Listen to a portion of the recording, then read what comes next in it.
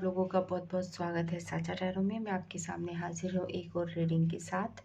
आपकी जो आज की जो रीडिंग होने वाली है वो जेमिनी से रिलेटेड रीडिंग होने वाली है कि हम जानेंगे कि आपके लिए मई का महीना यानी 15 दिन, मई के 15 से 30 मई तक की रीडिंग किस तरह से जाएगी, आपके किस तरह की एनर्जी आपके आसपास रहेगी। रीडिंग को हम 3 पार्ट्स में करने वाले हैं। सबसे पहले जनरल थीम के बारे में बात करेंगे, फिर स्पेसिफिकली लव एंड फिर स्पेसिफिकली आपकी कैरियर के बारे में बात करेंगे।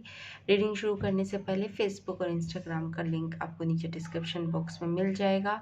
आप वहाँ जाकर मुझे फॉलो कर सकते हैं। रीडिंग डिटेल्स और सारे मेरा व्हाट्सअप नंबर, मेरी ईमेल आईडी आपको नीचे डिस्क्रिप्शन बॉक्स में मिल जाएगी।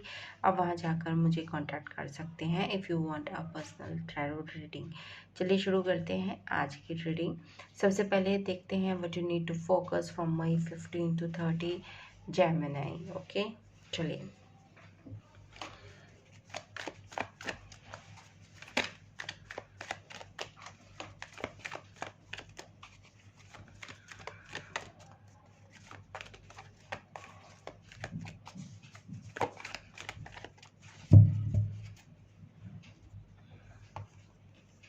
सबसे पहला कार्ड आया है आपका नाइट ऑफ वॉन्ड्स, उसके बाद आया है आपका 8 ऑफ पेंटिकल्स एंड उसके बाद है आपका टेम्परेंस। ठीक है,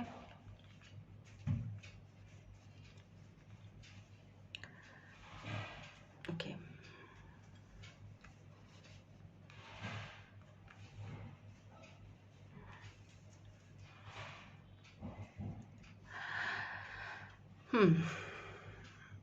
अभी फ़िलहाल काफ़ी हार्ड वर्क मुझे करते हुए दिख रहे हैं जेमिनी, मतलब काफ़ी हार्ड वर्क या फिर अपनी करियर पे आप फोकस हैं, अपने काम पर आप फोकस हैं। मनी को रिलेटेड से आप सीरियस हैं कि आपको मनी कमाना है या पैसा कमाना है, उसके लिए काफ़ी आप हार्ड वर्क भी कर रहे हैं फ़िलहाल। पहले शायद आप इतने सीरियस नहीं थे, जो कि मुझे पास्ट में दिख रहा है, बट अब आप काफ़ी सीरियस हो गए हैं मनी से रिलेटेड, या फिर आप मनी कमाना चाहते हैं। यू वांट समथिंग, बट अच्छी भी बात है। बट यहाँ पे मनी और स्पिरिचुअलिटी का आप एक अच्छा खासा मिक्सचर यहाँ पे मुझे दिख रहा है कि मतलब ऐसा नहीं है कि आप मनी के मतलब मनी आपको कमाना है, बट ऐसा नहीं है कि आप उसके लिए अपने बेसिक नेचर या फिर स्पिरिचुअलिटी को छोड़ रहे हैं, या फिर मतलब दोनों चीज़ों का आप एक समावेश या फिर अपने आप को बैलेंस करके चल रहे हैं, मेटेरियलिस्टिक वाइज भी और स्पिरिचुअल वाइज भी, स्पिरिचुअलिटी वाइज भी। ठीक है ना।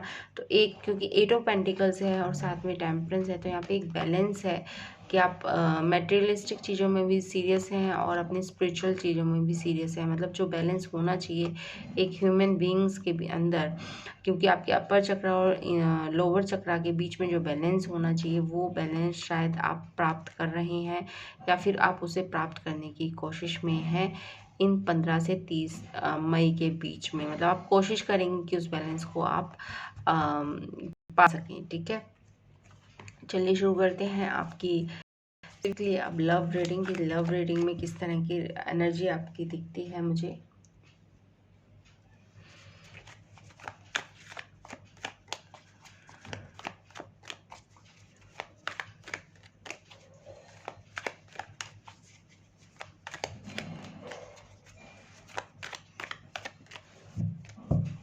देख लेते हैं। फर्स्ट कार्ड है आपका 10 of swords. Okay, second card है आपका 7 ऑफ कप्स। थर्ड कार्ड है आपका द जजमेंट। यहाँ पे यही है, अवेकनिंग भी चल रही है कई लोगों की, क्योंकि जजमेंट एक अवेकनिंग का कार्ड भी होता है। 10 ऑफ सॉर्ड्स एक न्यू बिगनिंग का कार्ड होता है, मतलब एंड हो चुका है किसी चीज़ का, एक न्यू ट्रांसफॉर्मेशन की बारे में बात करता है 10 ऑफ सॉर्ड्स कि एक न्यू बिगनिंग है, न्यू डाउन, मतलब एक पुराना कुछ मर चुका है, अब कुछ transformation, it's a very major transformation. ठीक है, तो फिलहाल थोड़ा सा कंफ्यूजिंग मुझे आपका नेचर लग रहा है, बट आगे चलकर थोड़ा सा अवेकनिंग है आपकी, और आपको सत्य दिखाई देने वाला है, वो रोशनी आपको पड़ने वाली है। जैसे ये 7 कप है, तो आपको समझ नहीं आ रहा अभी कौन सा आपके लिए इम्पोर्टेंट है, बट वो लाइट आपको मिलने वाली है जिससे आपको समझ में आए कि आपको किस तरफ जाना है, या कौन सी चीज़ आपके लिए इम्पोर्टेंट है, या कौन सा कप आपको पकड़ना चाहिए। ठीक है, तो वो जो टेम्परेंस में उसने 2 कप पकड़े हुए हैं, तो उसमें से आप 2 को चुन रहे हैं।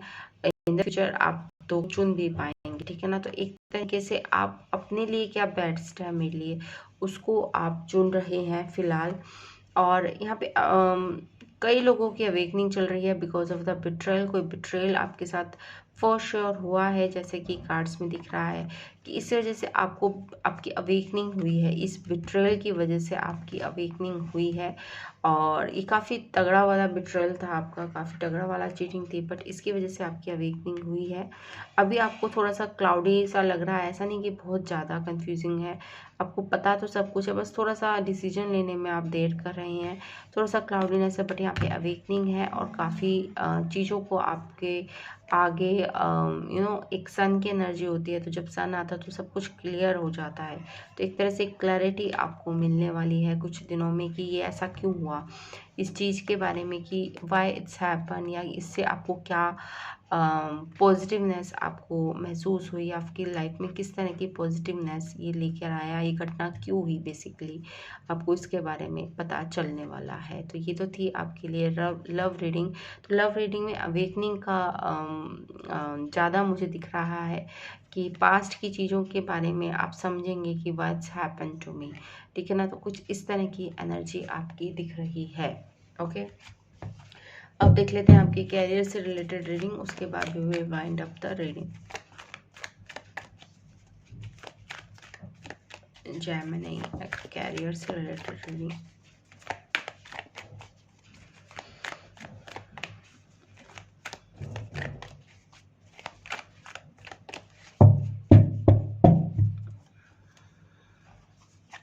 फर्स्ट कार्ड है आपका 5 ऑफ पेंटिकल्स, सेकंड कार्ड है आपका ace of pentacles and third card है आपका queen of swords. Okay,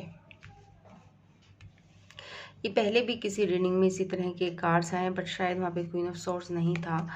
and यहाँ पे हाई प्रिस्टेस आया है आपका, और यहाँ पे queen of pentacles and 2 of wands, ठीक है।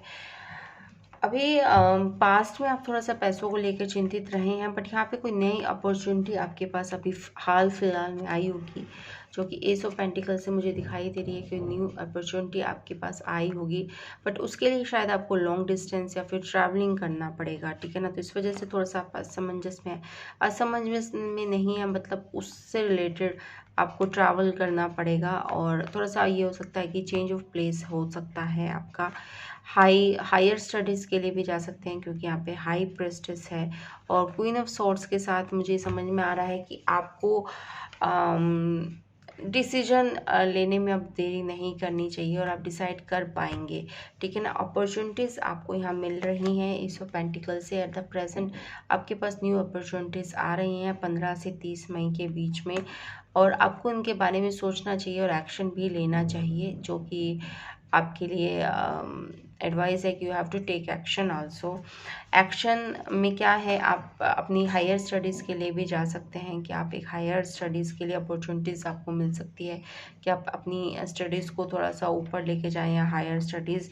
या फिर क्वीन ऑफ सॉर्ड्स की जो एनर्जी होती है वो ऐसी एनर्जी होती है कि किसी भी काम को इफ़ेक्टिवली करना, वेरी प्रैक्टिकल होकर चीज़ों को सोचना और करना और डिसिप्लिन में रहना, ठीक है ना।